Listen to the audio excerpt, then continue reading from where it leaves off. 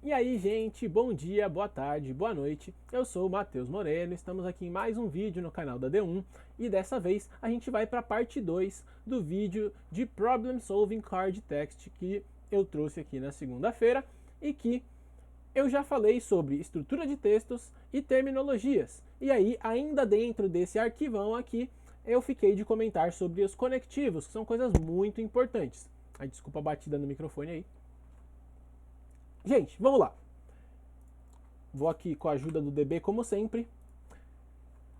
Os efeitos de uma carta, eles podem ter mais de uma parte. E essas partes, elas podem ou não ser dependentes uma da outra, e elas podem ou não acontecer em sequência ou simultaneamente. Então, o que eu vou mostrar aqui é cada uma dessas terminologias, o que acontece, e eu vou tentar exemplificar do melhor jeito possível. Vamos lá, sem mais delongas. A primeira que eu vou mostrar para vocês é o conectivo AND, que em português vai ser E. Esse conectivo significa que as duas partes do efeito, elas dependem uma da outra.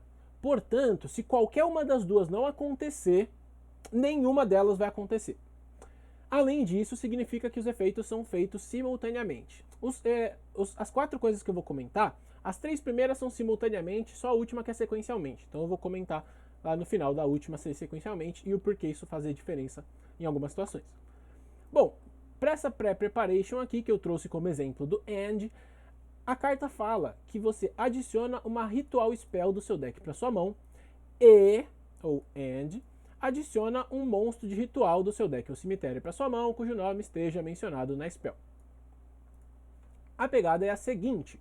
Vamos supor que você ativa essa preparation e aí, em resposta, o seu oponente, de alguma maneira, ativa alguma carta que remove ali alguma carta do seu deck, talvez cartas do topo ou algo assim, e aí, em resposta, ele remove a ritual spell que você tinha para adicionar.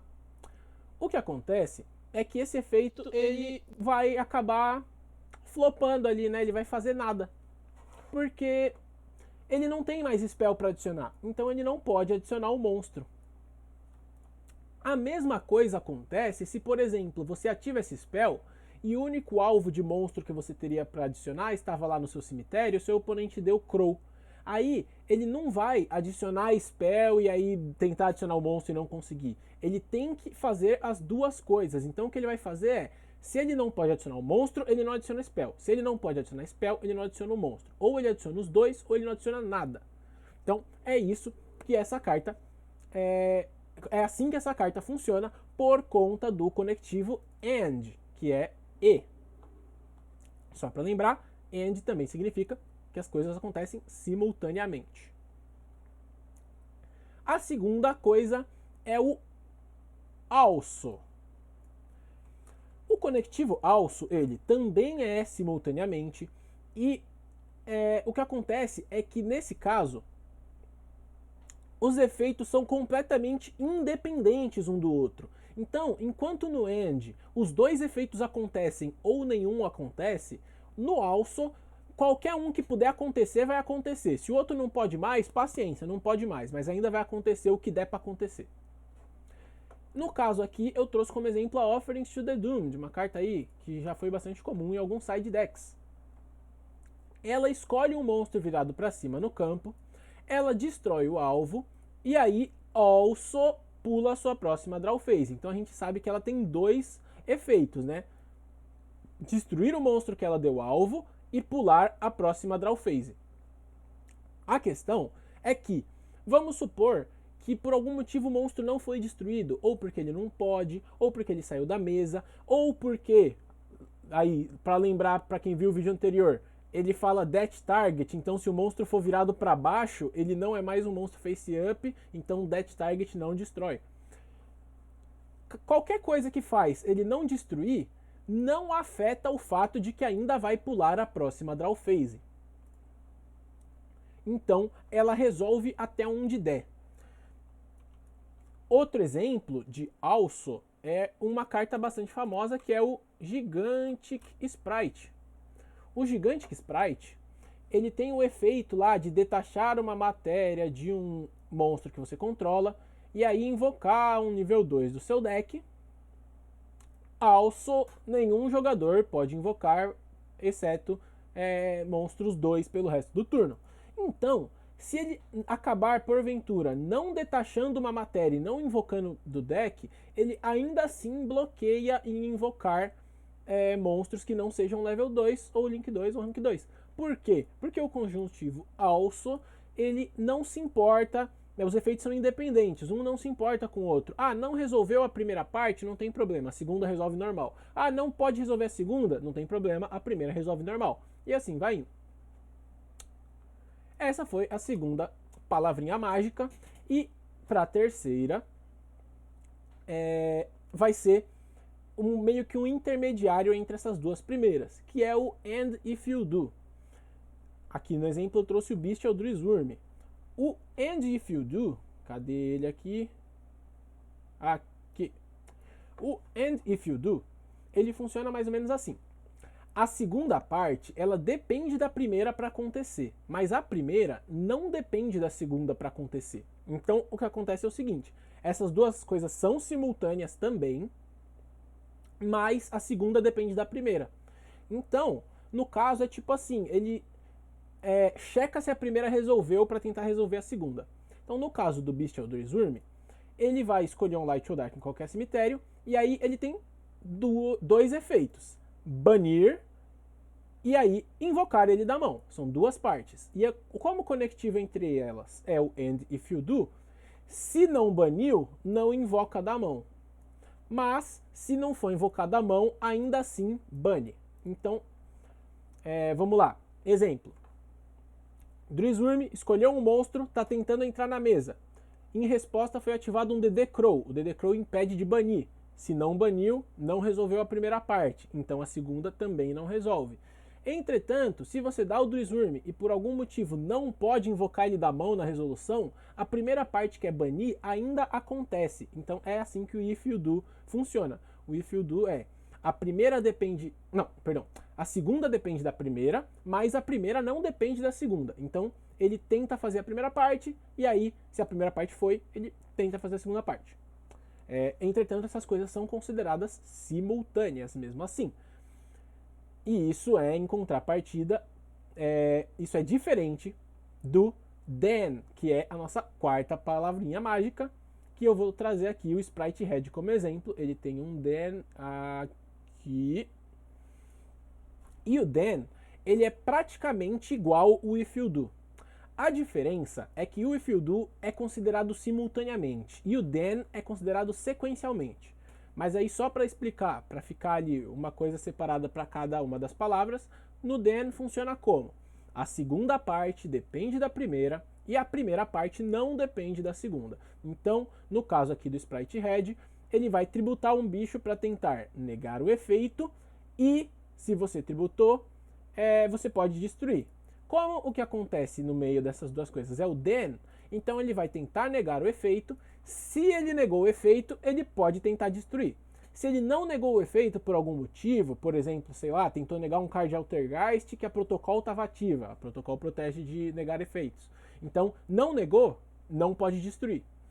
Mas, se não pode destruir, ainda assim ele nega, porque a segunda parte depende da primeira, mas não o contrário. E aí, tipo assim, quem tá vendo pode olhar e falar, cara, a terceira e a quarta informação que você deu são iguais. O If You Do e o Then, eles funcionam igual. Na prática, sim, a maioria dos casos eles funcionam igual sim. O Then e o If You Do, eles são muito parecidos. A diferença é aquele negócio que eu falei. Essas três primeiras que eu falei, que é And, Also e If You Do, elas são coisas consideradas simultâneas. Já o then, ele é considerado sequencial.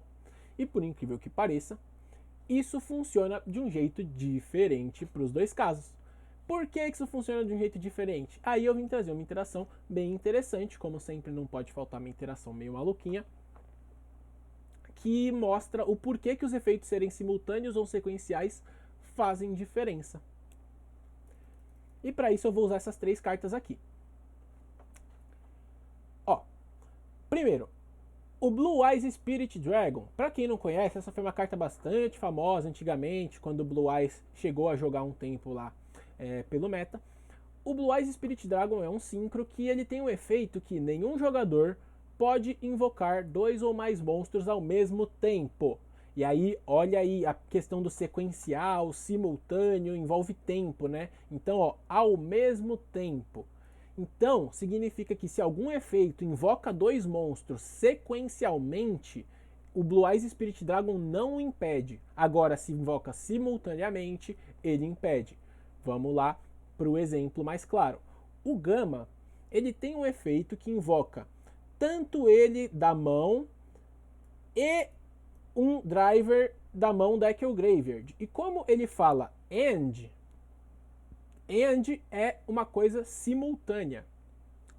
Portanto, o Gama invoca ele e o driver ao mesmo tempo. Portanto, são 2 monstros ao mesmo tempo. Então você não pode dar o efeito do Gama se o Spirit Dragon está na mesa, porque ele não deixa invocar 2 monstros ao mesmo tempo. Entretanto, o Nibiru, ele tem um efeito que ele invoca ele da mão, then ele invoca o token. Então, não é simultâneo, é sequencial. Ele primeiro se invoca da mão, depois ele invoca o token. Então, o Nibiru ele pode ser ativado normalmente quando tem Spirit Dragon na mesa, porque o Nibiru ele não invoca 2 monstros ao mesmo tempo. Ele invoca um monstro, depois ele invoca o outro. Uma outra situação interessante é, por exemplo, a Summon Limit. A Summon Limit, ele fala, nenhum jogador pode invocar mais do que 2 vezes por turno. Se você der um Gama, você invoca um Gama e um Driver. E há quem pense que isso aí foram 2 vezes, mas isso foi uma vez só. Porque o Gama e o Driver foram invocados simultaneamente. Então é considerada uma Summon só. É uma Summon de 2 monstros. Entendeu? Então, a Summon Limit, se você der um Gama, invocar um Gama e um Driver, você ainda pode fazer mais uma Summon nesse turno. Entretanto, se você der um Nibiru, o Nibiru ele invoca um, depois o outro. Então invocou 2 vezes. É assim que funciona o bagulho do sequencial contra o simultâneo. Tem mais uma outra que eu tinha pensado aqui. Deixa eu ver se eu lembro aqui rapidinho.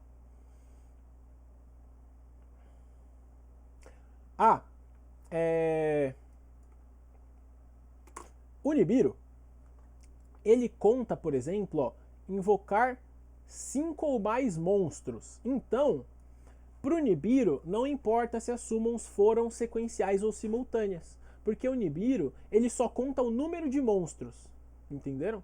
Então é isso aí que eu acho bastante importante comentar. A Winda também, ó. A Winda, ela só deixa você dar Special Summon uma vez, mas essa Special Summon uma vez pode ser de mais de um monstro. Então quando tem uma Winda na mesa, você ainda pode dar Gama, porque ele invoca 2 monstros simultâneos. Mas você não pode dar Nibiru, porque ele invoca 2 monstros em sequência, então é mais de uma vez que você está fazendo Summon. Você está fazendo a Summon do Nibiru, depois fazendo a Summon do Token. Gente, espero que tenha ficado claro. É basicamente isso. Consegui colocar um card de Blue Eyes no meio das explicações, então acho que ponto pra mim aí, todo mundo gosta de Blue Eyes.